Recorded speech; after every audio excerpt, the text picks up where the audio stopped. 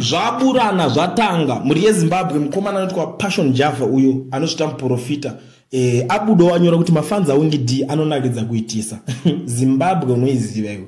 Mafanza aWingy D anonakidza kuitisa. Wopo chimwe unobva angobudikira mucomment section zvakanzi at least mafanza aWingy D anozadza stadium. Comment section yese vaitanga kubvira. Guys, varume vakuru iko zvinezvi zvakafamba mushe tichararama nekuswera panapa tichimboonesana.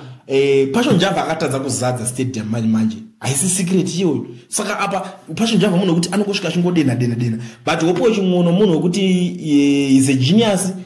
Ari journalist zvake chikutozoita kuti aite award winning journalist anoziva pekutambira. Akaona paita traffic pari kunyanya kutaurwa nyaya dzakawanda stereke anobva asvika unobvondora ipapo. Na Passion Java azvionane nekuti uyu anobva ati Passion Java fake prophet. Why kana why ari kuzonowirira neZANU-PF? You know ukangowirira neZANU-PF na upo chimwono amucha link andizoziye zvangu kozi vamwe vanozoti upo chimwono wacho anobhadharwawo futi neZANU-PF wo chichi you know. But panapa nyaya iri panapa ndeyekuti uyu muprofita uyu akagara taura kuti ndiri weZANU. But iko zvinezvi zviri kubvarurana handikuona kuti zvinenge zvichapera mushe regedza timboona kuti vachaitana sei because mumazuva adarika vaimbotukana but iko zvinezvi ndopavari nhasi ndopane situation yacho amene munoiona sei nyaya yacho iyi.